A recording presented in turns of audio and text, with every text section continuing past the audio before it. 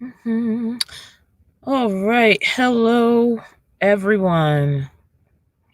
Some of you guys saw my post this morning.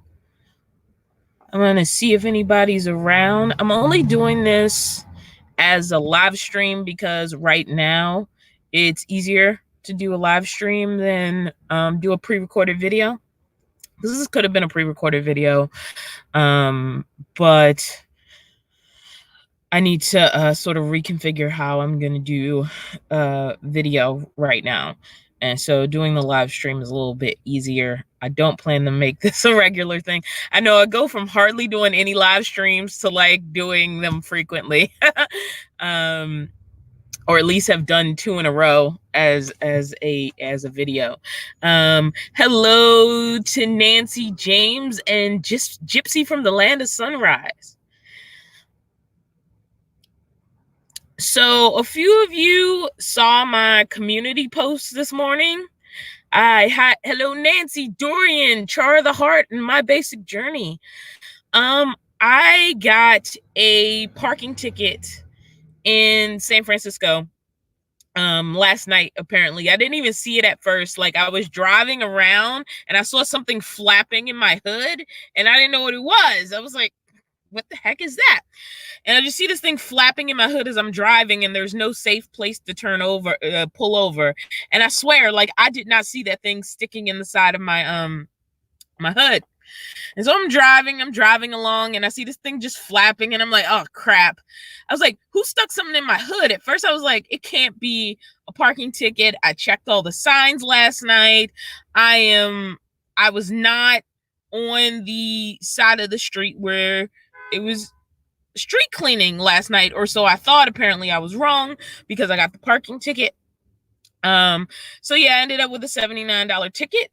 And I just want to thank some donations on PayPal, because like with me getting ready to like leave and January and February being really tight months, a $79 ticket wasn't something I could afford and know I had enough gas to get where I need to get in Oregon. So I thank you all. I thank specifically the person who gave me the exact amount for the parking ticket. So yeah, that got covered. So all I have to do is like transfer the money and I should be able to pay the ticket. So thank you for the PayPal contribution to cover the ticket. For anybody who's saying hello, don't worry about being late. Like I said, I don't plan to make this a regular thing. I am experimenting with some new lighting in the van. So I basically have a light in front of the tablet right now. I'm actually using the light on the rock pals to give me some backlight. And then the red seems to give me better color. So I'm just experimenting with lighting and color for these live streams. I feel like I still like have half a shadow on my face on this side. It's a little dark, but you know, anyway, so the main reason I want to do this live stream is I get it. San Francisco is a very crowded place. The tech industry is down here. The tech industry is booming. And therefore there's people making a certain amount of money who want to live in a city. And because all these people with money are here, it's driving up the price of everything. So the mayor London, I think that's her name, wants to actually institute some new parking and driving situations. I'm going to go ahead and pull up this article right here. So Mayor London Breed, that's her name, London Breed, I believe, calls for 20 miles of new protected bike lanes in SF in 2 years, which is okay with me. I'm not like against new protected bike lanes. But we're going to go ahead and scroll down in this article. Give me a second to get on the right screen and look at what else is going on here. Oops, we went too far. Let's scroll back on up. So it says, Mayor London Breed called on San Francisco transportation officials to double the pace of protected bike lane construction in the next 2 years in an effort to stop a wave of traffic fatalities that has gripped the city. This is all positive. The announcement, which would add 20 miles of new lanes girded against cars and trucks, came amid festivities of Bike to Work Day, an annual celebration that was clouded this year by the recent spate of road mayhem. 12 people have died in crashes, including one cyclist, since the beginning of January. I am glad they're putting in measures to protect more people on bikes. But the thing is, bikes only work when you live a bikeable distance. And because it's so expensive to live in San Francisco, for a lot of people, biking into San Francisco for work isn't an option. So there's that. And so they're trying to put a positive spin on this, but this is the crazy laws that this is the wrong article, actually. Let me see if I can find the right one. Give me a second. Blah, blah, blah. Because basically what the mayor wants to do is they have gotten rid of cars on a certain part of Market Street. I'm going to go back to the screen. And what the mayor wants to do is charge for you to drive a toll on certain streets in San Francisco. Again, they want a toll on streets in San Francisco. So, like, just to drive down the street in certain areas, you would have to pay a toll. This isn't a toll to get across the bridge. This is a toll to drive on the streets. Now, another thing that they're trying to do is on Sundays, parking meters are free. So you don't have to pay on Sunday. And this is also something that serves churches and people being able to get to church and being able to worship. And one of the reasons it went away before, because they tried to impart this before, charging for Sunday parking, was because basically churches were like, this is unfair. You're making people charge to come to worship before they even get in the door of the church. Just in general, it's also a nice day to park because you don't have to worry about parking. And this isn't just for me. This is for anybody who is commuting into San Francisco. But now they want to charge for Sunday parking. In addition to that, most meters and most restricted parking ends at 6 p.m. So from 6 p.m. usually until like 8 or 9 o'clock in the morning, sometimes 7 o'clock in the morning, you can just park at a meter without paying. You can park, if it's not a street cleaning day, you can park on a lot of streets without having to pay for them.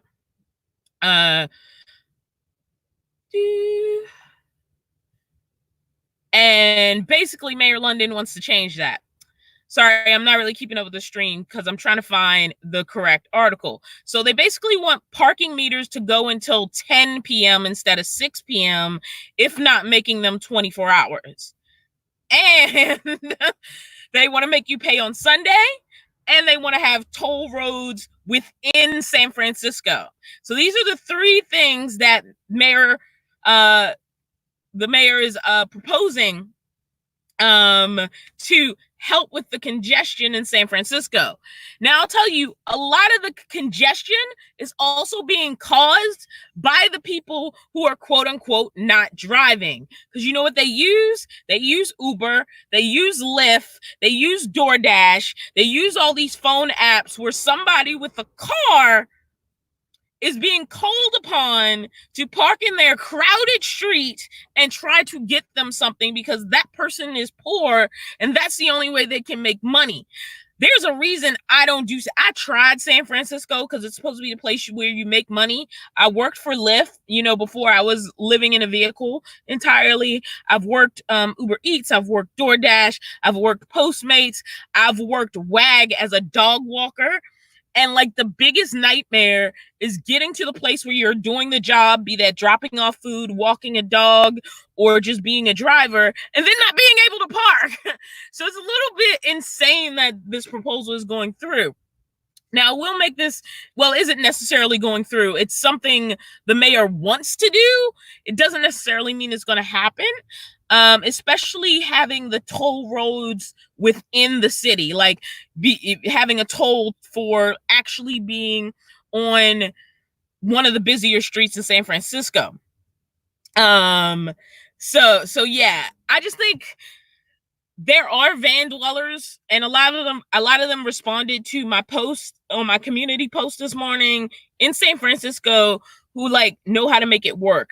I mostly don't stay in San Francisco. South San Francisco is a little bit better, and as you get away from the downtown area, it's a little bit better.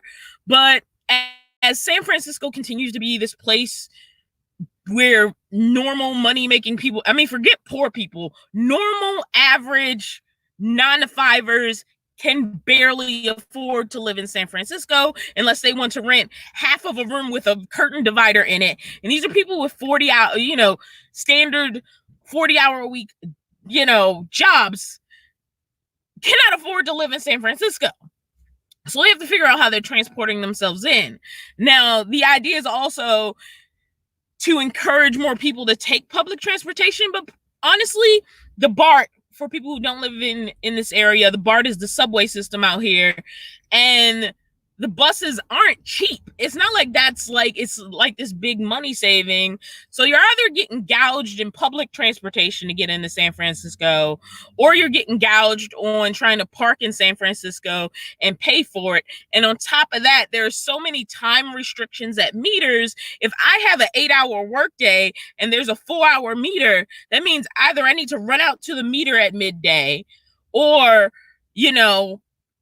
I need to pay for a more expensive like parking garage or one of those lot spaces, which isn't cheap. So it's unfair to the people who need to live and work in the area, and that's just my problem with it. I get where they're coming from. There's a lot of congestion, but a lot of the things that are causing the congestion, like Uber and Lyft, I mean, tax them. Think of some tax that affects them, the company, not the workers, because that's part of the congestion. All these people like riding their bikes instead of driving their cars are also like, oh, I want some food, I'm going to call a delivery or go on my app for a delivery service. And then those people need to be able to drive in the city and park.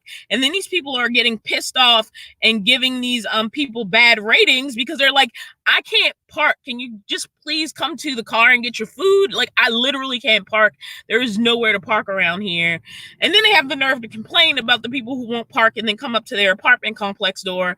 And it's like, I have to drive around the block like 10 times to find a parking space. Then you don't answer your little buzzer when I'm trying to get you in because you didn't give me correct instructions. And it's just, so many feelings. So I think I got the correct article up. Let me see.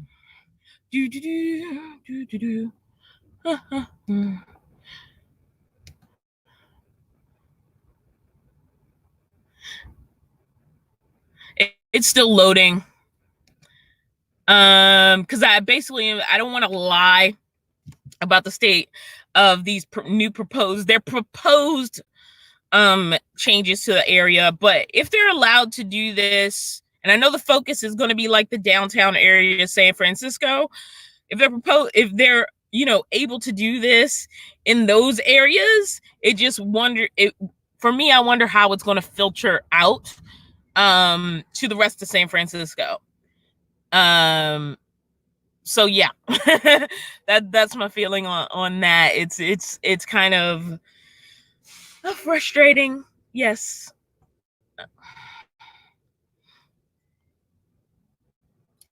I cannot get the article to load. There it is. I got the SF Gate article. Yard to share that.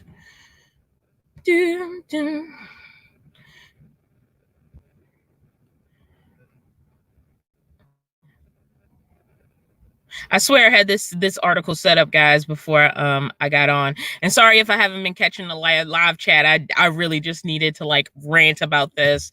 I heard a lot about this through a radio station I listened to.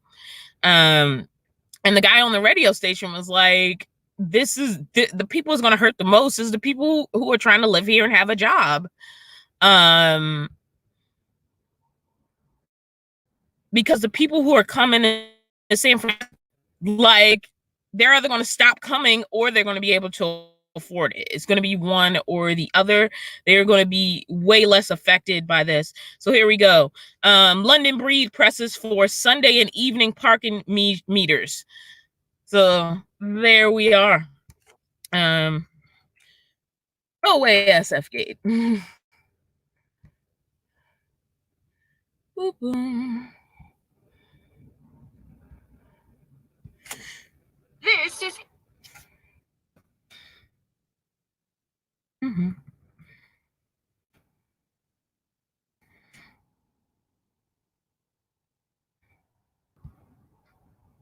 AP News Minute. Italian officials have shut down theaters, museums, and churches in order. Sorry, guys, I'm going to try to get rid of that in a second. Northern part of the country in an attempt to halt the spread of coronavirus. Officials reported we don't need a coronavirus report. Go away. Okay. So the article basically says that a car-free Market Street was the first step, but traffic in downtown San Francisco is often a nightmare at rush hour. Duh. Mayor London Breed wants to introduce some new measures to reduce congestion on streets, but it's going to cost drivers some money. They say this so casually.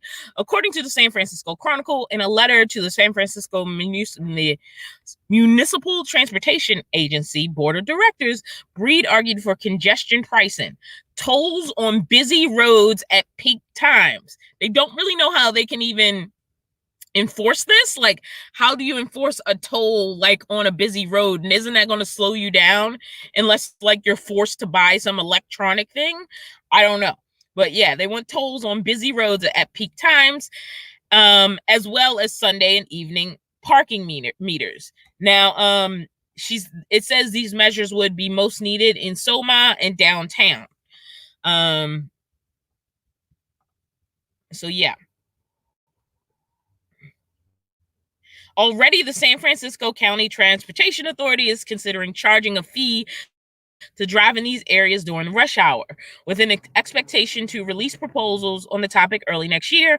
However, the introduction of these measures will require San Francisco to pass legal legislation that allows the city to charge fees for the use of public roads. So technically, legal to drive a public road, but that's what they're trying to do. They need to actually create a law that allows this to even exist, let alone figure out how they're even going to charge it. Meanwhile, the Municipal Transportation Agency is also brainstorming ways to free up parking spaces in commercial districts, such as a proposal to end free parking after 6 p.m. and extend meters until 10 p.m. I don't know what that means for how early they would start. The strategies are to de-incentivize driving and draw people towards public transportation instead. Like I said, public transportation isn't really that much cheaper, depending on your situation. The details of these tolls or meter extensions remain unclear, and of course, some will not be in favor of the additional costs. For example, churches and religious groups have strongly opposed Sunday meters. This, however, is not the first time the city has seen paid parking enforced on Sundays. In 2013, the city introduced Sunday meters to free up parking in front of businesses, but the policy was reversed by 2014 due to former Mayor Ed Lee's belief that it unfairly nickeled and dimed San Franciscans. And that's still what it's doing. It's nickel and diming people. So yeah, so that's basically it. They want to extend meters until 10 p.m. I don't know if that means starting any earlier, and they want to stop making Sunday free. And with San Francisco moving it in that direction, it encourages me to be here as little as possible and continue to try to be here as little as possible, because it's just ridiculous. Like trying to charge people for driving down a public street. Yep. So novel culture. I just noticed you're in the chat. You're a San Francisco person frequently. So I know this will affect you a lot. I'm gonna scroll through the chat right now, see what else I can respond to. So yeah. Doop. Nancy McIntyre, yes, it was way nice to get a little contribution that helps me pay the parking ticket. James Sherman, glad you liked the light. It's something I'm working on trying to get better at, is lighting. Obviously I can't afford new equipment, so just playing with the lighting.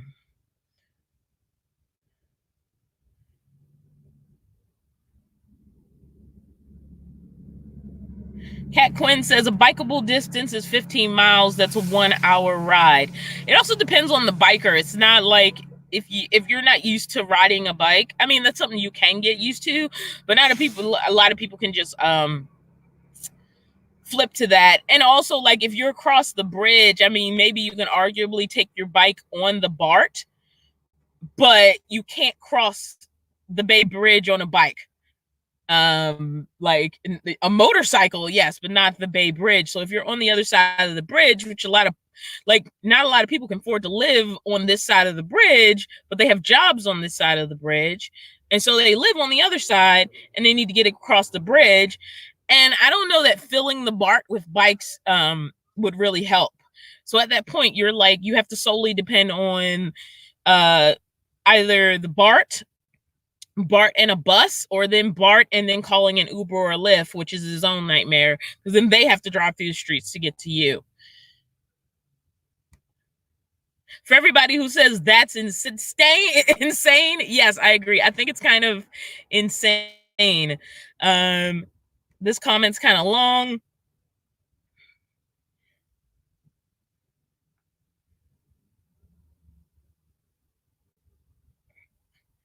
Seeking Joy now says we pay taxes for our roads, and toll to drive on them is just wrong. If you're not wealthy, it would be impossible to live in San Francisco. It's already impossible to live in San Francisco. That's why a lot of people choose van life and make it work. It's why people are paying ridiculous amounts of money to basically rent a room that's smaller than a studio and share it with like a bunch of people. It's why a lot of people live across the bridge or like far away and then commute a lot of distances. It's because it's already impossible to live here, and like it's becoming impossible to work here also. Yeah, at least before it was like, okay, worse happens, I can like commute in, but the cost of commuting in just to work is becoming ridiculous.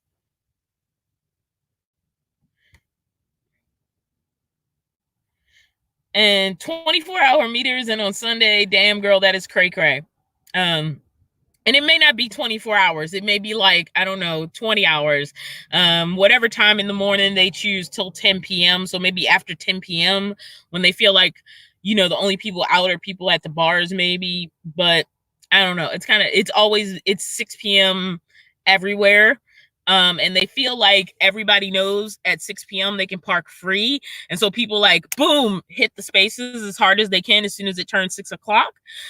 But that's happening anyway. I mean, whatever time you set it as, people are going to continue to do the same thing. It's not really going to alleviate the problem.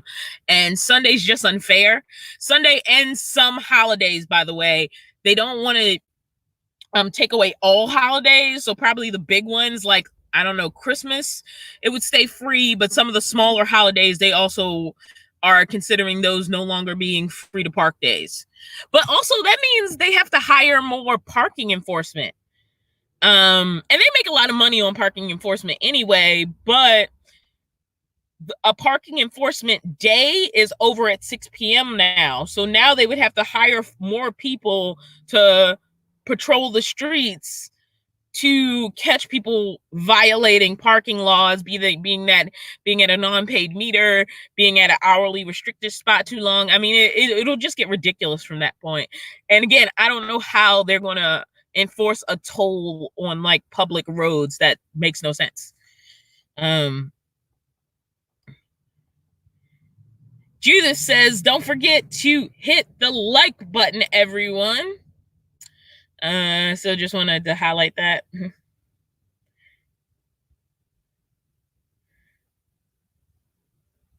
I'm scrolling back, so like I'm trying to scroll back and scroll through. They will lose tourists and businesses will go out of business. It's going to cripple a city, or it's going to become a rich man city, which they want it to be. But I'm like, you need lower end workers to do things, and the more impossible you make for them to come to work, the harder it's going to be to get workers that want to work anywhere near San Francisco. So yeah.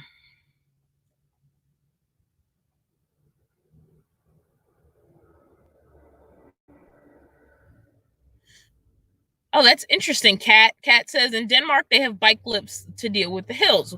When they put those in, bike commuting went up by 200%. All right, that's fair. I mean, like, if they're going to do something to encourage biking, great. You still can't bike across the bridge. And, you know, when a bike gets on, like, the subway to get across, it's taking up a lot of room in that subway. And then also, if you get to your place of work, let's say you're not going to catch the bus once you get off the subway or the BART out here, you're going to get on a bus or the Muni. So many terms for public transportation. Then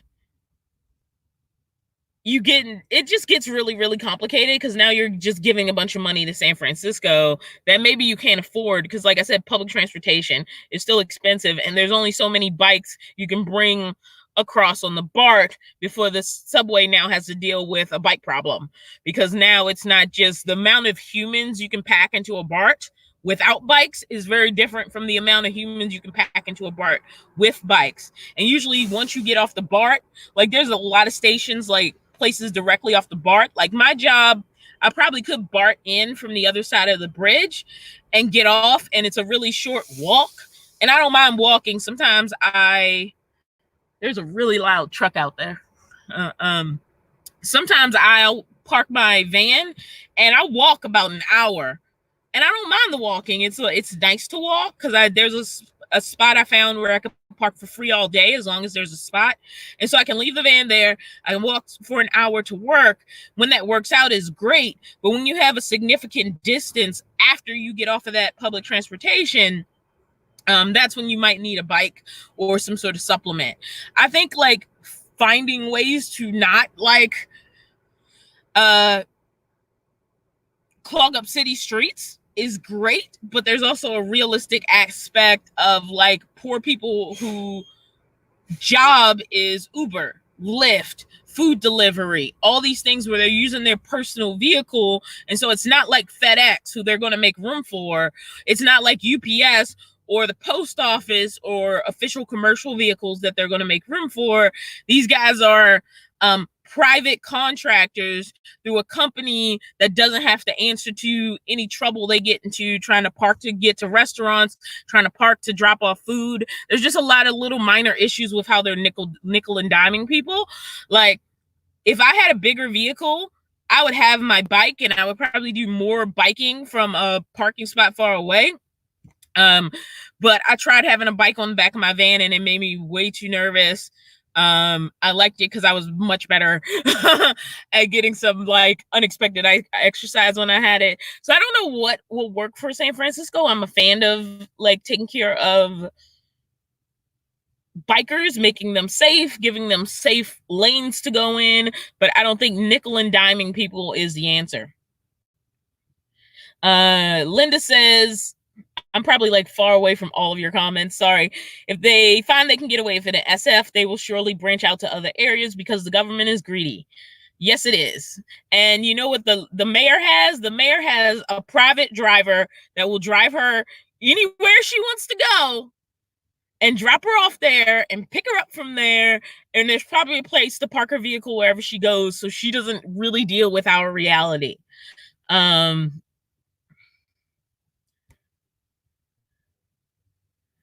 Atlanta is almost as bad, but thank goodness I know Atlanta. Well, I was born here and I know where to go. Yeah, I mean, like, I can certainly work the area as it is right now, and I have. Last night was just bad luck and misreading some signs, and I kind of parked somewhere I'd never parked before. I thought I understood the signage, and I was wrong. But $79, really? For like a street sweeping violation? That's a lot of money. Like really, you don't need to charge people that much for a street sweeping violation. Uh-huh.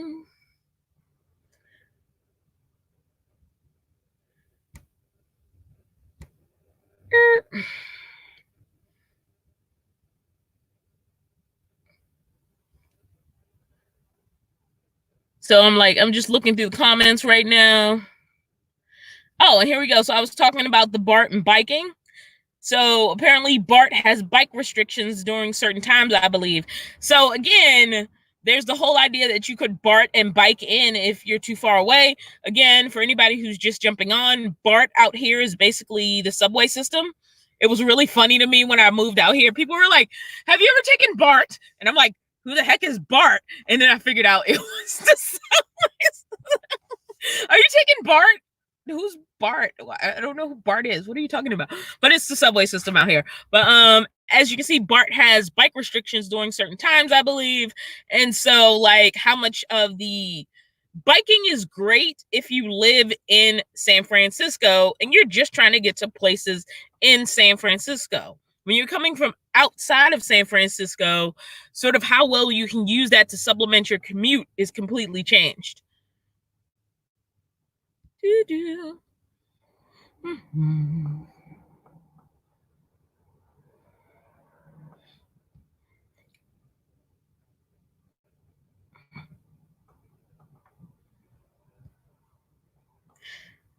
So apparently, according to Nancy, they're already paying to park in Boston on Sunday.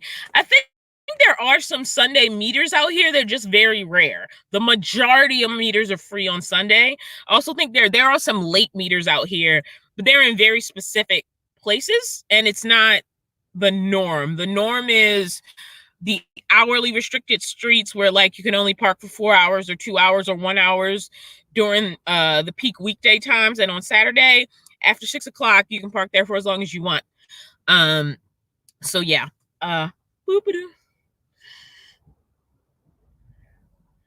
But I'm pretty sure there are a small amount of existing Sunday meters. Novel Culture says, hell yeah, we look so forward to Sundays. Thank you for the info. And like I said, they haven't imparted these laws yet, but it's definitely something they're pushing for. And yeah, I love when I remember last Sunday I was working and I was like, oh, it's Sunday. I can park anywhere I want. And then I got, to right by the job early enough. That's the one day I can park like right in front of the Creativity Museum and like get out of work and be at the van in like 5 minutes. But I honestly don't mind the walking. It's just that everything has a trickle effect, and so like it'll blow up. But yeah, Sundays are the best because it's like, yeah, I can just, as long as I can find an open spot, I can park, and I don't have to worry about how much time I can park there.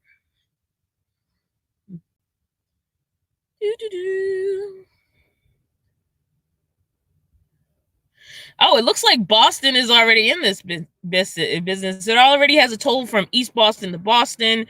If you don't want to pay, it takes 45 minutes to get there instead of 10. Well, I mean, right now it takes like 45 minutes to get there. And if you have to stop to pay up a toll, I don't know. Maybe it will make it better. Maybe it'll make it worse. I don't know. This is why I avoid being in San Francisco too much. I literally stay in Berkeley and Oakland more than anywhere else.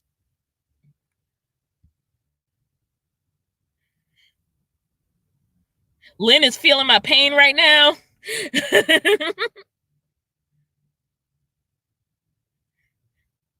Yeah, see, Lynn, they have these weird signs where it's like 12:01 out here, and it'll be like Tuesday, Thursday, or Monday, Wednesday, Friday. Well, I thought that meant on Monday night after midnight you can't park there, not 12:01. It's confusing. It's like, what does this mean? And I think it's meant to be confusing so that it discourages people from staying there. And so it's really unclear. Like, if it's at like, 4 a.m. on Monday, I'm like, okay, 4 a.m. on Monday. But when it hits that weird midnight point, it's like, are you talking about Monday night or Tuesday morning? Like, it's very confusing. I'm going to be scanning down a lot, so if I miss your comment, it's not intentional. I just know I'm really behind, so I'm really trying to scan through comments a little bit. This is an important message from Novel Culture. Yeah, I don't know when they got me. Like, I'm like, I didn't, because I was in the van when they gave me the ticket, and I never even heard somebody near the van. So it's like they were like super quiet and stealth. Talk about stealth. They were like some stealth meter maids.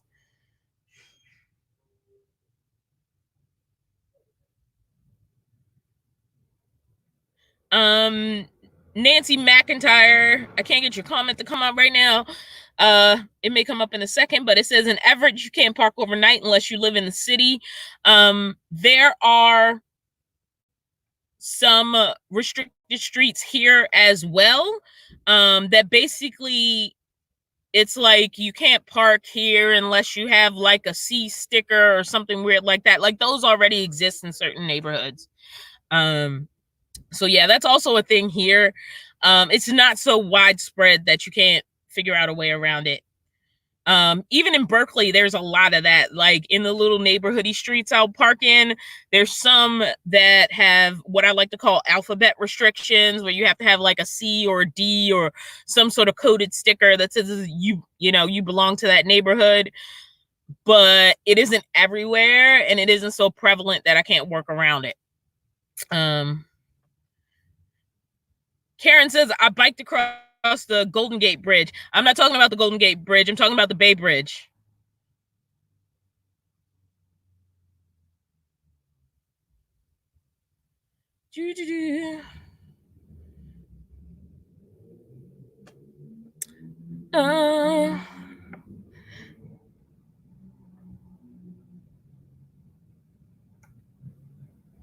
I think any place that has snow, future imperfect, has special rules.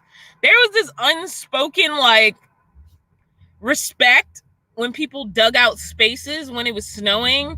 And so, like, I know, like, technically, even if you dig your own spot out, we got that loud truck outside again. You're not supposed to put like things in your spot to hold it. Like, I know a lot of people do like folding chairs and stuff like that to be like, I dug out the spot, like, leave it alone. And in an area where there's snow, I sympathize with people, because especially in streets where it's already hard to park, it's even worse when you finally have to dig yourself out to go to work, and then you're going to have to come back in your block, and the spot that you spent probably all day digging out so you could get to work the next day is taken by somebody else. Like, I think that's understandable. I think they should leave people alone for that. Now, once the snow melts, like, it's open season again. But when you get to the point where you have to dig yourself out and somebody takes that spot that you dug out and you get home from work and you can't park, like, I think people have a right to protect those spots. I know it's not legal. It's technically illegal, because even though you dug yourself out, it's still the public street. But I think this is more like a kindness to people in those situations. So that's a completely different thing for me. I've lived through the snowstorms and the digging out the car. Some cities are now opening up parking lots for events. I know of some around here. The thing is, most of them are so out of the way. I enjoy not having to drive to a specific place every night. I always get to position myself in what I consider the most ideal situation for whatever I have to do the next day. whether that's a free day or a day I have to work. And especially because my work locations change. Like, I'm not in the same place all the time. Like, if I have to go back somewhere, that's the same for me as having an obligation to an apartment or a house or something very unnomadic. Now, that's not true for everyone. Those type of decisions work out great for certain people, but there are lots that I'm aware of, even in this area, not a lot of them, and some of them are very out of the way, and it's basically a safe park thing. And for people who are like in their vehicle and like really scared and don't know what to do with themselves from night to night, I think these things are great, but for me, it's just not an option, because either one, they're out of the way, or two, I just don't want to be obligated to go back somewhere at the end of the night. If I can park 2 blocks from where I am and go to bed, I'm chill with that, you know. If I can literally roll out of work, and I happen, not in San Francisco, but when I work in like Berkeley and Oakland, if I can roll out of work and be in my van and I literally don't have to move till the next morning if I don't want to, those situations are great to me. And so, having to go to a parking lot as my only safe place, quote unquote, safe place to park, sort of destroys some of the appeal for me. So yeah, it's not a really big thing. I've also know there's situations that people work out sometimes on independent basis, where it's like they're renting somebody's like driveway or something like that. And those situations exist. But for me, that's just a new way of like feeling obligated to a place. And one of the freedoms of living in the van is not being obligated to a place. And like, if I don't want to drive across the Bay Bridge in this situation, I don't have to, as long as I can find a place to park, which right now I'm parked in like, it's semi neighborhoody. I'm going to walk to work tomorrow from here, and it's about a 45-minute walk if I'm being lazy, a 30-minute walk if I book it, and that's totally cool with me.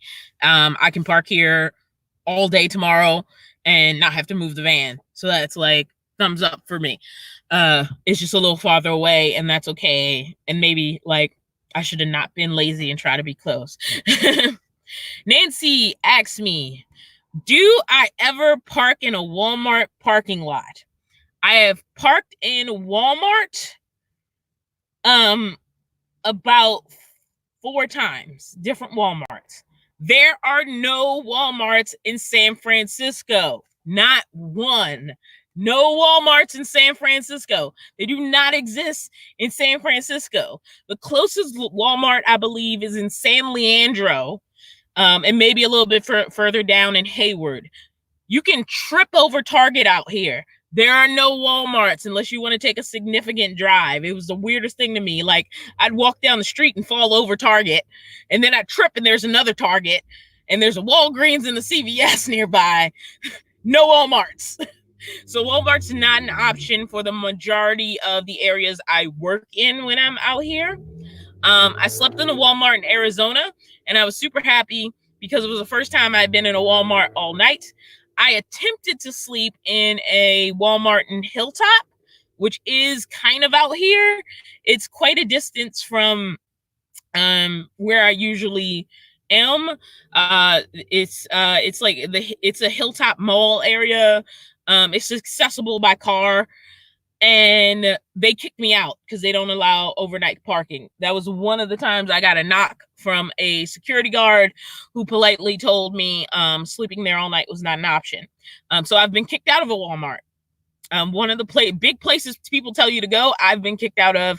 I have slept at Walmart. I might have lied. I think the other 2 times they weren't Walmarts. They were some other shopping center. I have just pulled up in random shopping centers. If I saw 2 or 3 cars, I knew they weren't going to notice another quiet car. And so I went ahead and pulled in, went to sleep, wasn't bothered all night. And the weirdest parking lot situation I had was I was really tired and I meant to get up and I didn't feel like it. And I was down in the San Jose area and I don't even remember where I parked, but it was a movie theater. And I was like, you know what? I'll just make sure I leave this parking lot before midnight, but I really need to take a nap. So I pulled into the parking lot. It was a movie theater parking lot, like I said, down in the San Jose area, fell asleep. I heard like a what do you call it? A leaf blower going because the guy was like cleaning up the parking lot. And so I woke up in a panic because the sun was out. And I was like, oh crap. And so I look out my van window and there is nobody in the parking lot but me. Nobody asked me to leave. I do not advise doing that. It was a random situation that worked out and I was okay. So yeah. But I have parked in been kicked out of a Walmart parking lot, and the only time I've successfully parked in Walmart is when I was out of state. I've never successfully parked in a Walmart that was in California. Most of them are not 24 hours. Like the Walmarts that are accessible, like Hilltop, San Leandro, and down towards the Hayward area, like they either close at 11 o'clock or midnight. And so like there's no like 24-hour super Walmarts or anything like that. So yeah. Iconic Night, thank you for dropping in. You know, parking tickets happen. Like at some point you're gonna like not miss a sign or read it wrong.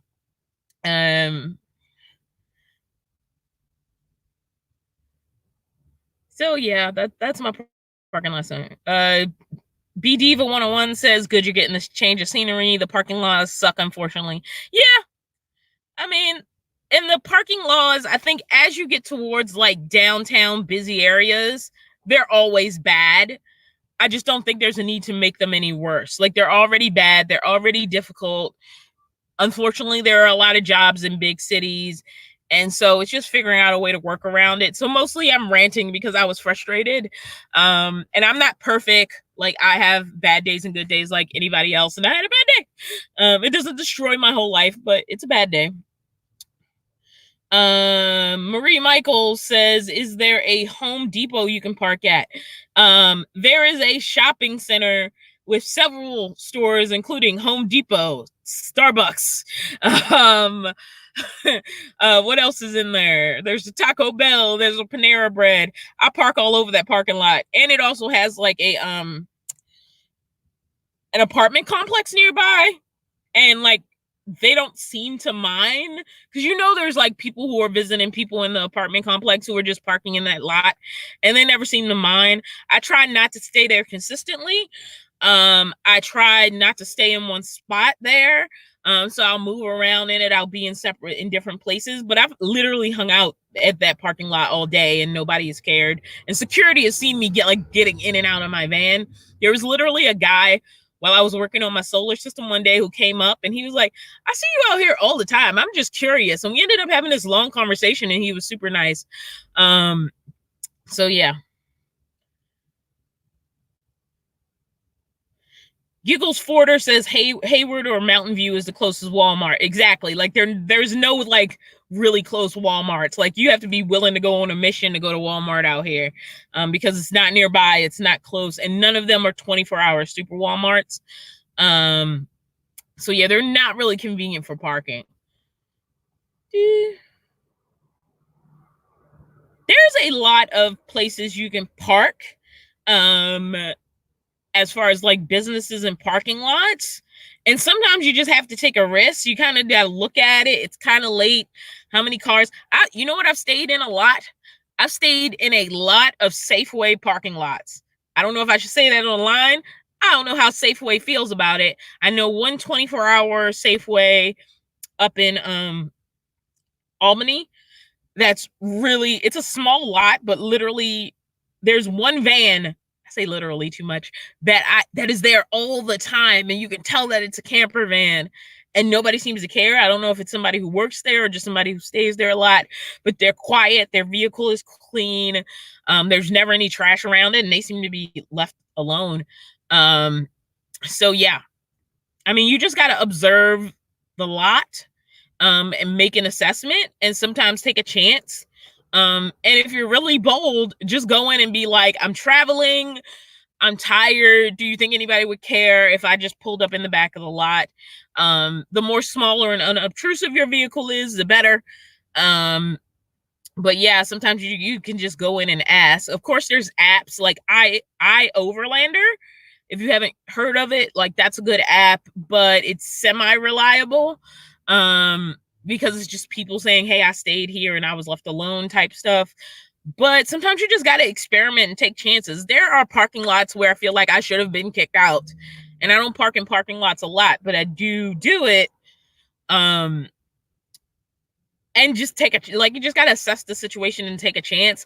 And I find if it's like 10, 11 o'clock at night, more than likely nobody's going to like, nobody's there. Everybody went home, especially if you're in a generally like not crime ridden area. And if somebody sees a vehicle, they're going to think like somebody left their vehicle there overnight for some reason. People deliver food at night. There are workers who stock stores at night, even if like the store itself isn't open. If it's a parking lot with multiple businesses, not everybody knows everybody's car. So the person at, you know, the Michaels may not know the car of everybody who works at the Safeway, may not know the car of everyone who works at the other place that's there.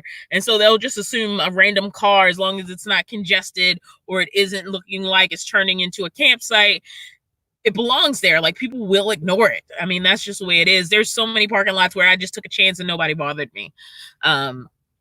In addition to street parking. I put up this comment and I haven't read it. Oakland has a lot of vehicle break-ins. Yes, they have. They have been known to break in while people are sitting or sleeping in the back. And that's why there are certain areas in Oakland that I do not sleep in. I am very choosy about where I sleep. And I tend to only be places where I feel safe. I have had my car broken in, but it was while I wasn't in it.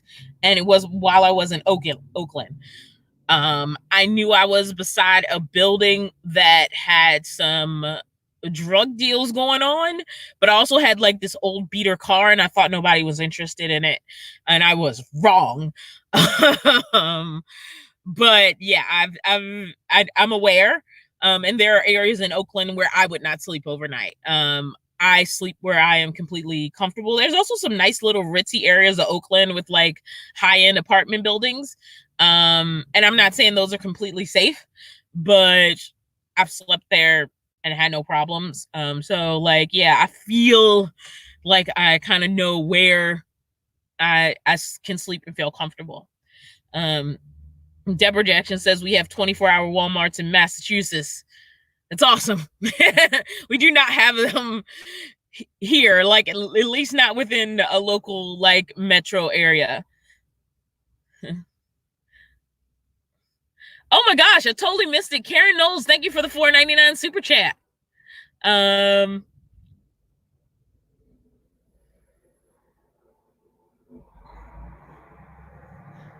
So here's one.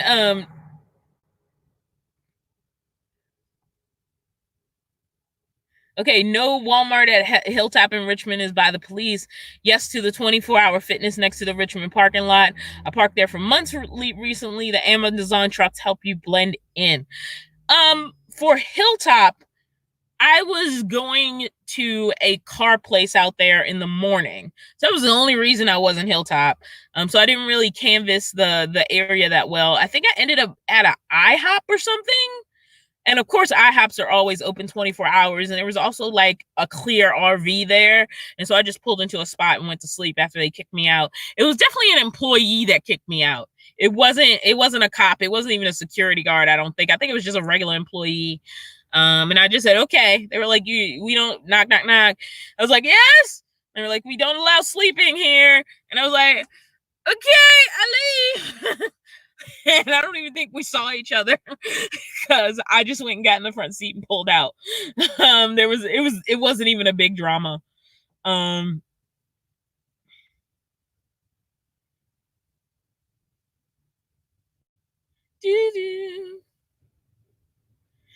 far as like, because I'm seeing a Home Depot pop up again. As far as like Home Depot and other businesses, I think you always have to assess the situation. Because like Walmart is a safe place. in a lot of situations. But there's also going to be neighborhoods where they, they've had bad experiences with Walmart, or like people sleeping at the Walmart, and so they've taken away that overnight parking. I think whatever business you're at, Home Depot, Target, I have slept at Target parking lots, Walmart, any of those places, you just have to take a look at the situation and, ask yourself if it makes sense. And so like the Walmart parking lot I got kicked out of, I was just like, well, it's Walmart. And this was early into me sort of being a van dweller. I was like, well, everybody says Walmart is fine. So I didn't ask. I didn't look up the store's hours. The parking lot was really empty, probably except for a few employee cars. The Walmart was kind of restricted to its own area, so it wasn't mixing with like other businesses. And so when they saw a strange car, they immediately knew it was a car that didn't belong. So yeah, you just got to assess the situation. Future Imperfect, there as far as like how to donate on this thing, there should be a super chat thing. I'm actually not sure how it works from your end, but there's a thing called a super chat, and the super chats are the money donations. So yeah, by the way, YouTube does get a cut of any super chats, but I absolutely dearly love them, and I appreciate all of them.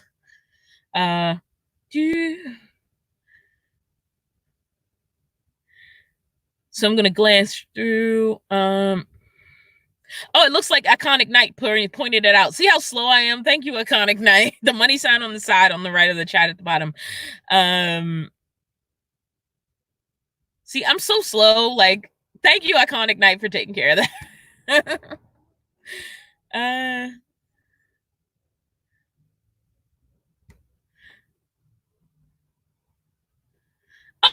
Oh crap! Did I miss some donations? Oh, I'm sorry. It's because I'm being really slow on StreamYard. So they're bouncing away. This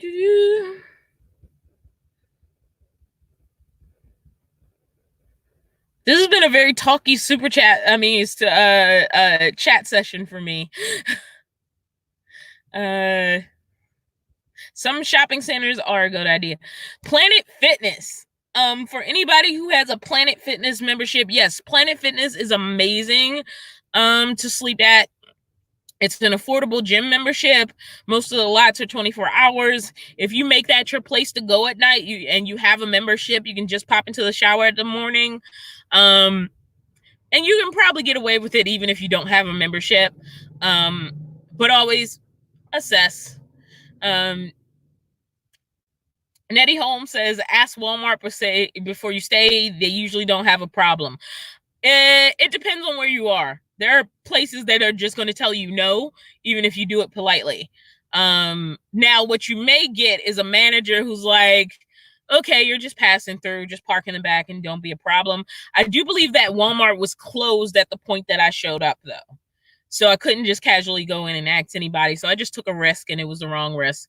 And it happens. I mean, it happens. It's not that big of a deal. It was no big drama. There were no cops. There was no harassment. It was you can't sleep here. Okay. And then I found another place to sleep. But yeah, if you can ask, then ask. Like, you just go in. And sometimes the manager, even though their policy may be no, might be like, yeah, just go ahead, just pull into the back. And like, as long as you're gone in the morning and you're not like hanging out all day, making it a campsite, sometimes they'll just say yes and they don't care. Have you tried parking in a lot of auto repair garages at night? No one will know your vehicle isn't parked there for repair. Just get out before the garage opens. I've actually done that when I legitimately had a repair in the morning because it was just easier. And literally, I was like, if anybody asked me why I'm here, which never happened, I would just explain I had an appointment that morning or needed to get work done that morning. And it's always worked out and it's never been a problem, but I just haven't had the need to use it outside of those situations. But it's definitely something you can do as long as you're gone before the business is open. Like most parking auto repair shops have cards out front and you can blend in really easily, almost with any kind of vehicle, because somebody who's just passing by, they don't know.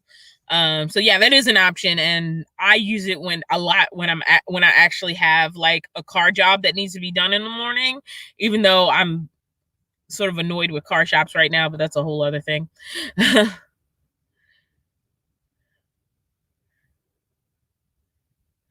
Oh, okay. The parking lot at Planet Fitness in Daly City has a 2-hour limit for parking. Ooh, wow. Somebody must have abused the privilege. So in a lot of cases, Planet Fitness is an option, but not in all. And that goes back to you. Nothing is 100% true. Like Walmart is not 100% true in every situation. Um, Nothing is 100% true in every situation. I think somebody mentioned 24-hour fitness. Since I've never had a membership with them, I kind of don't try to park in their lots. I kind of squeeze through a lot of things. I don't know if I missed anything important. I might have, because I was just trying to get through my rant at the beginning. And so now at this point, I was just jumping into comments from people. Happy Mardi Gras to you, my van dweller. Thank you for the $14.99 super chat. Blessings are wonderful. So anybody else have any stories or questions about like where to park, when to park, how to park? Nettie Holmes says public library. I parked months at one in Houston. Once a patrol power guy asked us to leave and I told him it's public property. He never returned. Oh, cool. That is interesting. Yeah, library parking lots. As long as they're not generally restricted.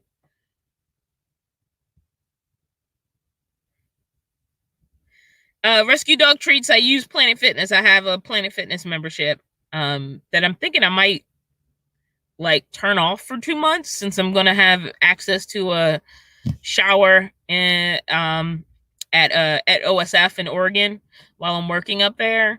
But I think like when you ask to cancel, they're going to charge you a month anyway and like officially cancel you the next month. So it might be too late, not worth it, and I might just leave it. Nancy G asked me, how do I cook in my van? I've done videos about cooking in my van. I set up a table, I crack the windows, and I cook. I mean, I don't know how else to explain it.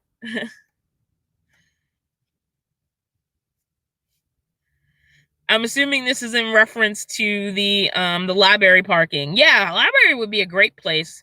I don't know that there's a lot of good like library parking around here. The libraries I've gone to, they're either like they're just not a good option to the ones that I found, because I do have a library card. I love my library card because you can do digital borrows, and I like to digitally borrow audiobooks because I can listen to those while I'm driving. I do not have a GoFundMe. Sorry. I do not have a GoFundMe because GoFundMes are for like specific things. Like, oh, I want to buy a standing height van. I am not starting a GoFundMe for a standing height van. When it's the right time, I will have the right money and situation to get it. But it would be for something very specific. They're not really donation sites. People started asking me if there was a way to donate, which is why I created the PayPal link. And now I have the Patreon. But GoFundMe's are really for like, I have a medical procedure that I need, and I need this exact amount of money to do it. I'm trying to save up for this one thing, like to pay for a scholarship or to go to school or like a big trip across the country. I don't know. That's sort of what GoFundMe's are for. They're not really for like random donation type situations. So no, I don't have a GoFundMe because there's stuff I want to get for myself, but there's nothing where I'm like, you know, I need a heart surgery or or there's a major. I mean, people use them for small emergencies too, but the short answer is no, I don't. I've been asked, what is this OSF job that I'm taking? Oops, it scrolled a little bit on me. And the job that I'm taking it's a stage management related job. Technically, I'm called a production assistant because I'm not in the union, but I'll be basically doing the job of an assistant stage manager, working with the current assistant stage manager. The technical job title is production assistant, but it's basically stage management work.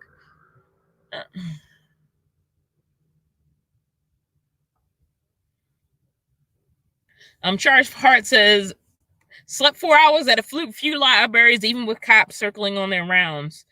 I don't worry about cops too much in general. I feel like, how can I phrase this? Most cops do not care. That's not a thing you dream of doing. You don't dream of harassing, in their mind, homeless people. Again, I'm using like sort of their brain. You don't dream about harassing homeless people when you become a cop. You dream about taking care of crime. But the problem is when Sally sees you coming out of your van and decides she doesn't want that bum in her neighborhood, or Bob the nosy, and he calls the cops and he's like, these darn van dwellers and van people and RV people, and they're getting on my nerves. Then the cops are like, oh crap, now we need to start enforcing in this area because people who live in this area are complaining. And it could be you come in and you're the good van dweller and you're not doing anything wrong. But because they've had past bad experiences, now their radar's up about being enforcers to keep the population happy and what they consider the local, like, tax-paying population. Now, as we know, a lot of van dwellers live in the cities they're in, work in the cities they're in, are contributing to the townships and cities they're in, but the stereotype is they're not, and the people who own homes who are complaining about them are. So depending on what that neighborhood or area or township situation in past is, that's when they become more rigorous enforcers, because now they've had a history of this being a problem with what they consider the legitimate homeowners or residents. So yeah, I don't tend to worry about cops as an independent agent, because I think a lot of them, like, they're just like, whatever, I have more important things to think about than like bothering this person, unless there's been a history of issues in the area. Could be wrong, but I feel like that's been my experience, which is why I tend to try to not be in areas where it's clear that there has been some history of that. Now, it isn't always clear, but yeah. Kim C, I do have a PayPal. It's in the description of all of my videos.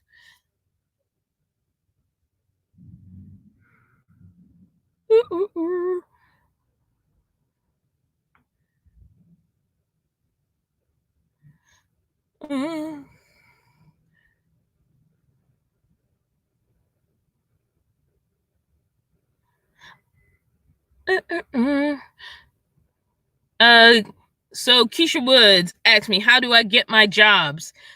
Contacts. Randomly sending my resume places. There's really no clean answer. Like, there's no one website I go to. I studied theater in college. After studying theater in college, I half volunteered myself for less money than I deserved at the time. Sometimes volunteering for damn near free and not enough gas compensation to kind of build my resume. I made contacts in theater. As my resume grew, I tried to restrict what I said yes and no to more. So now if somebody offers me a low stipend to do work, I'll say no, because now I have the resume to say no, and kind of try to pursue sort of bigger paying jobs. But there's no one way. Knowing people, and those people knowing what my skill set is and therefore recommending me, sending my resume out places, working connections that I've made over the years. There's like really no one way that I find my jobs. It's, as far as like my actual career, professional jobs, my theater jobs, obviously I also, like, there was a point where I decided I was no longer going to provide the service I went to college for not enough money. Like, if I was going to make a little bit of money, I was going to make it doing things that were consistent, that paid a little bit better. And that's when I started doing a lot of these services. So I started doing like the lifts and the Uber Eats and the dog walking and pet sitting to sort of supplement the gaps so that I was able to say no, until the right companies offered me the possibility of saying yes. And that's where moving in the van has helped me, because my cost of living is so much lower. I can say yes and no and a little bit easier to the things I actually want to do that pay enough money. And if I can't find those, then I will do something else, because usually I can make more money doing something else than I can small theater. Small theaters, unfortunately, pay crap. There was a summer where what I got paid in a stipend was significantly less than what I spent in gas to be at every show and get to the 2 locations where the show was performing and then run the show, let alone the number of hours I was working. But I sort of made those sacrifices to build my resume. And then once my resume got to a certain point, I just had to, number one, I had to get out the cycle, because in artistic careers, people don't value them. Because they don't really have a way to measure it. Like, some of the actors I know work their butts off for not enough pay, especially early in their careers, but people don't consider acting a real job. The same way they don't consider like YouTubing a real job. No matter how much time or the quality of the videos, people don't consider it a real job.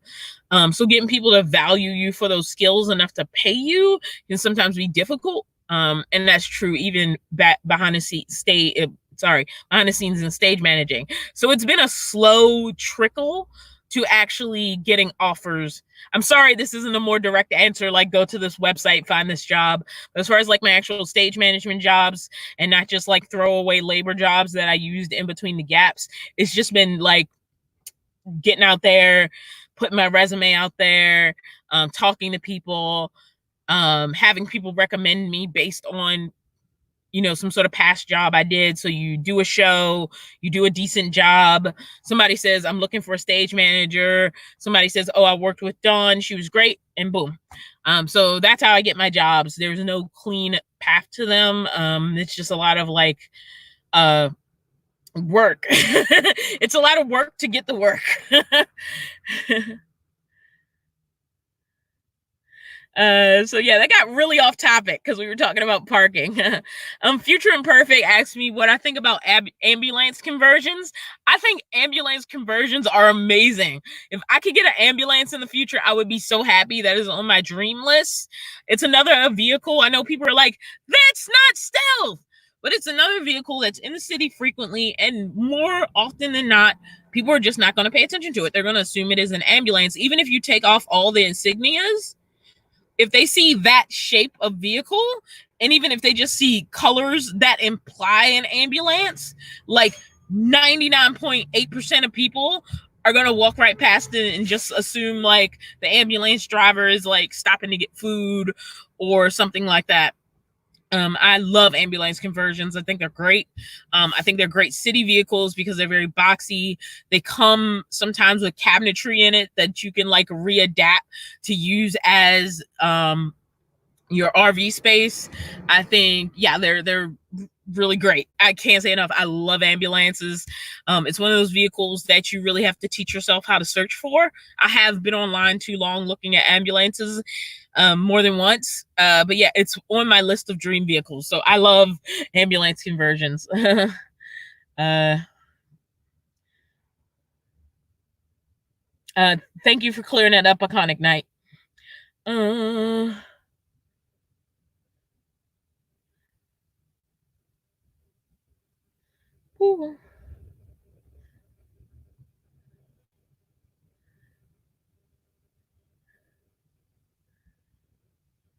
Okay.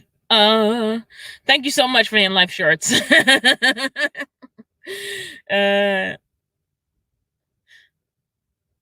Char of Heart, I'm assuming this comment is in relationship to ambulances, and yes, exactly. With an ambulance, because they have to use electronics in the back, They already have, sometimes they have sinks. So it's very easy to use what's already there for water and wiring. Sometimes they already have like their own little, RV style generators. Sometimes they have a backup battery already in them.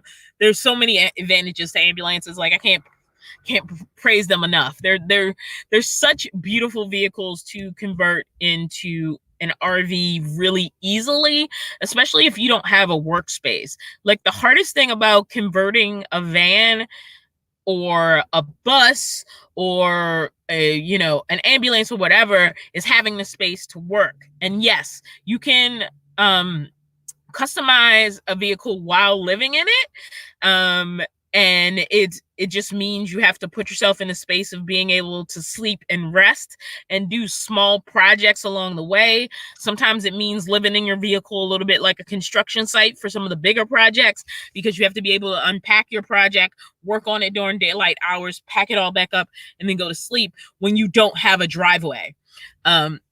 When you have a driveway, like it's great. And if you like have a driveway at somebody's house and you can sleep in their house and you have like a allotted amount of time to work on a project, that's really great, because you can just start a project, leave it half done, go in the house, go to sleep, come back to it the next day, and keep doing that until it's done. But it's really difficult when you don't have that. And so having something like an ambulance that's like more than 50% of the way there is really great. You know, it really sucks to convert buses. I know people are like, what?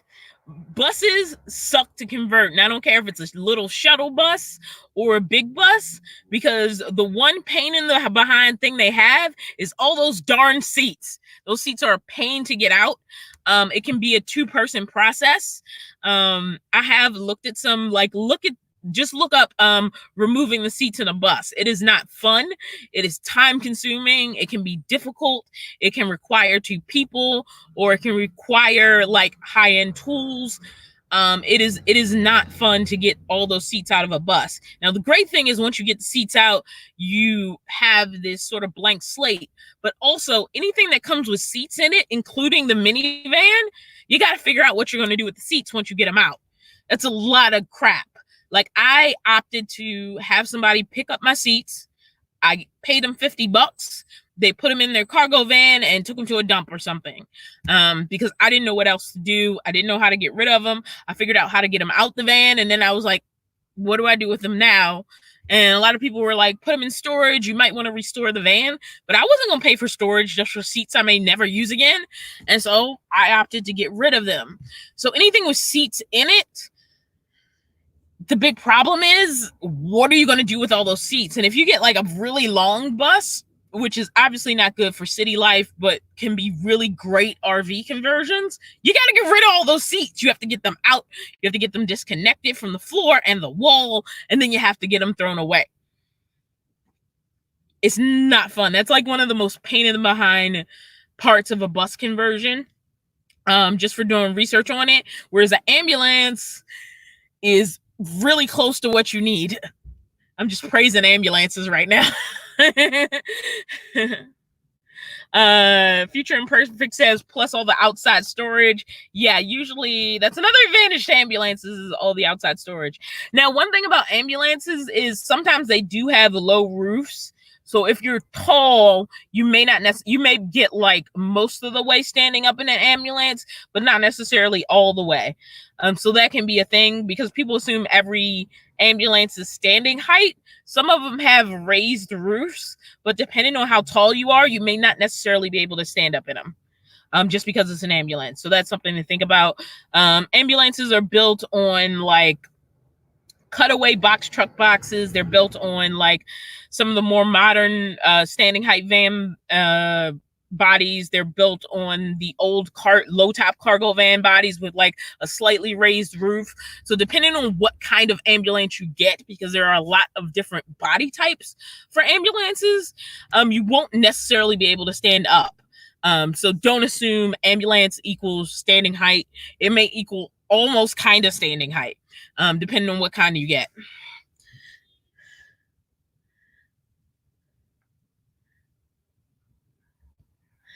Uh, what are your thoughts on dash cams for protections? I have a thinkware. I think they're a good idea. I think a camera is always a good idea, especially if you're in risky situations. I personally am not thinking, oh, I need one, but I'm not like against the idea of them. I think they're smart. I met a guy who had he had a constant camera right outside the door of his RV. I don't know if it's a dash cam or just some kind of video thing, but I thought that was really cool, especially because he had had issues crossing the border. This was a guy I met while I was up in Canada for Chrome's thing. And yeah, I thought it was smart. I thought it was great. Because things happen. Like, I know there's the possibility somebody could try to break into this van. Even if I park on the street, I think it's generally safe. I think any measures you take to protect yourself is good. Um,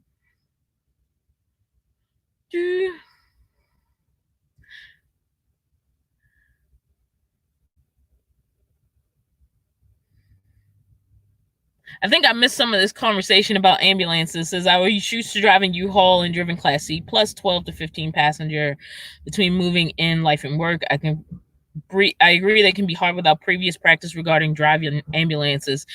I might have missed this, Char, but what kind of ambulance was it? Because, like I said, they come on different bodies.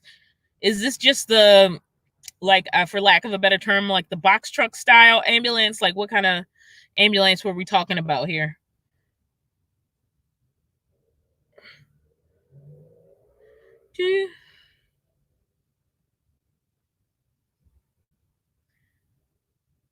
Giggles for this says, ever since we first heard you talk about ambulances, we've been looking at them all the time. LOL. uh,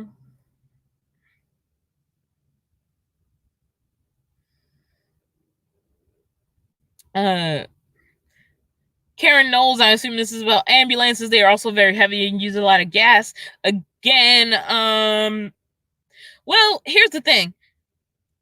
An RV, which is what we're basically turning vans and stuff into, and when we convert them, as we put stuff in it, is gonna get heavy. Like, people build beds out of wood, not realizing how heavy they are. The things you want in your vehicle are going to be heavy. Like, one of the most frustrating things about driving the Class C when I had it, when I was back in Maryland for that very brief time, was all the freaking stuff in it. But I think that's just part of living in a vehicle. Like, it's gonna have more in it than an empty vehicle. If you get a cargo van and you build it out, it's gonna be a little bit different once you put a bunch of stuff in it. So sometimes that's good because it sort of grounds you a little bit. uh Good night, iconic night.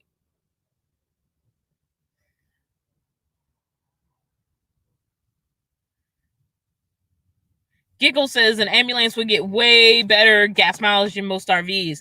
I mean, that's the thing. It's like, at some point, if you want a large vehicle with a bunch of crap in it, for lack of calling it, beds and all this other, and cabinetry and all that stuff has weight.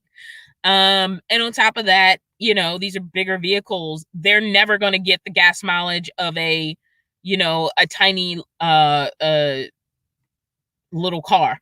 There's always going to be some balance of that you're dealing with. And gas mileage may matter based on how much you plan to travel and how long you plan to stay still and how far you're traveling and how important size is over other things. Like, there's all these considerations, and sometimes it's like, yeah, I'd get better gas mileage in choice B, but choice A is the right choice for me for my situation right now.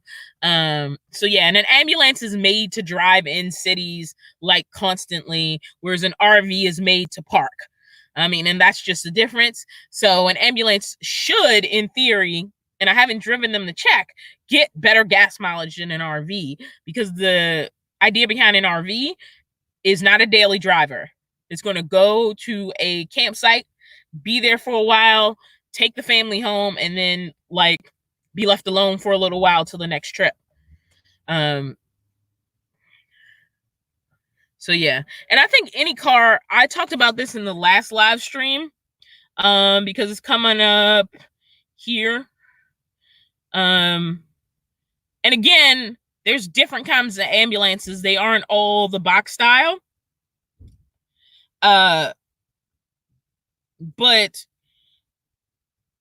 we talked about this in the last live stream. If you're thinking about moving into a vehicle and all you've ever driven is a car, and I'm not saying this is the case for you, JJ, if all you've ever driven is a car, it's a good idea to go drive something bigger, go drive something in the same class or body style of the vehicle you're looking at. Because let's say you want a bus, like a big school bus, and all you've ever driven is, let's say you've had a minivan and a school bus, like a big school bus, and maybe even a shuttle bus, are very different creatures. So if all you've driven is a car or a minivan or your standard like street vehicles, driving something larger, something with a different structure, it's going to feel different. And either you're willing to get used to that, or you're not going to like it and you're going to decide to move into a different type of vehicle. So experimenting is really, really important, because basically, except it doesn't have stuff in it, I'm gonna pull it out of my butt. A U-Haul truck has about the same structure of a box style ambulance, within the same size category. Now, the difference is the ambulance has micro RV stuff in it. It has like sinks and electronics, and sometimes it has a rolling trolley bed and all these other things. Sometimes a lot of that stuff has been stripped out before they sell them used. If you ever look at them online, some of all of the accoutrement isn't all necessarily in there. Sometimes all the stuff is there, sometimes some of the stuff is gone, and just like the base stuff that's really attached to the body is still there. But the U-Haul truck's going to be empty, even if it's the same body style, class size as the ambulance. But if all you've driven is a small car, getting, at least in a U-Haul and feeling how that feels different, and then saying to yourself, okay, and also there's going to be, living stuff back there, might also be helpful. I mean, it's just an idea, but it's going to feel different. And you just have to acknowledge that. If you decide you want a very big vehicle and all you've driven is a very small vehicle, it's going to take some getting used to. It's going to feel different. They all kind of feel different. Even moving from the car to the minivan was a little bit different. Now, it wasn't extremely different. It wasn't like, New Planet different. But when I drove the pickup truck for work, I drove a pickup truck to pick up some stuff. That also felt different. It felt different from driving in the minivan. I was up higher than I was in either the minivan or the car. How I turned corners was different. So all of this stuff is an experiment. And you just need to say, what can I get that's going to get me close enough to know how I feel about driving this other type shaped vehicle. And sometimes you'll go, you know what, I'm not comfortable. Like after I did that Class C, I was like, I never want a Class C again. But that might change in the future, because now I'm like, at first I was like, I'm happy in my little minivan. I'm still happy in my little minivan. I love my minivan. It's loyal. It can park anywhere. It's mostly ignored. But I'm also at the point where I'm like, you know what? I'm willing to deal with the struggles of having a larger vehicle when I'm ready for it. And I know it's going to feel different, and I know it's going to change a lot of the ways that I function and park, but you sort of have to embrace that and jump into it, and give new things a chance.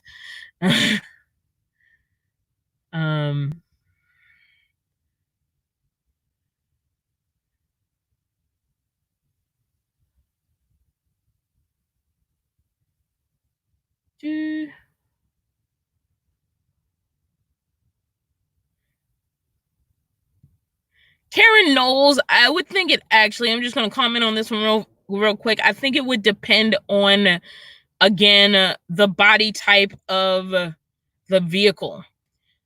There is more than one type of ambulance. Some of them are built on the old style cargo van chassis with just a raised roof. Some of them are the box style, and some of them, like the one I posted on my community not too long ago, posted a Red Cross ambulance, and it's basically a Mercedes Sprinter. So the gas mileage is a lot more about what kind of ambulance you're talking about, because an ambulance is not just one thing. And I think a lot of it's going to depend. A lot of it's going to depend on a lot of factors. I think they probably even out more than beat each other one way or the other. And this is just a guess.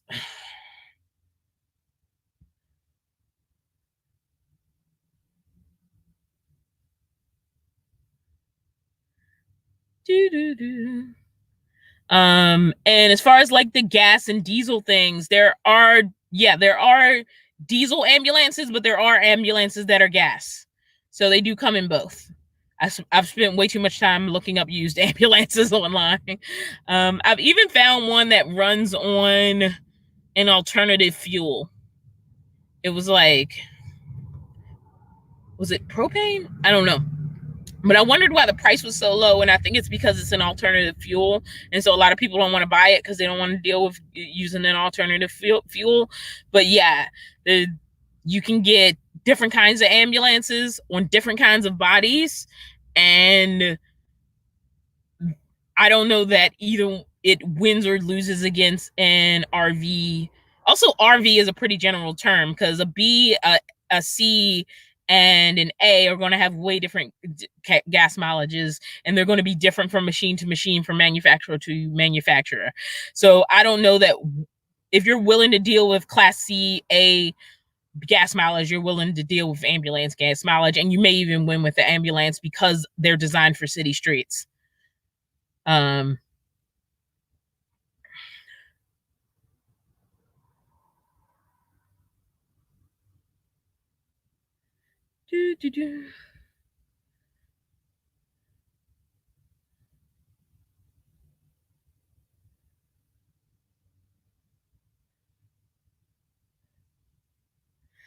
But all right, so this live stream's been going for an hour and a half. I didn't expect it to get into all these territories. I was like mostly just ranting about sort of the changing or proposed changes to the San Francisco parking situation, and my unfortunate parking ticket last night. I'm good tonight, so that's good. Oh, excuse me. Look, I'm so gross. And I'll be walking to work tomorrow from here. Get my steps in. So thank you guys for joining me. It was nice to talk things fan related, and I will see you guys in the next video. It may or may not be alive. I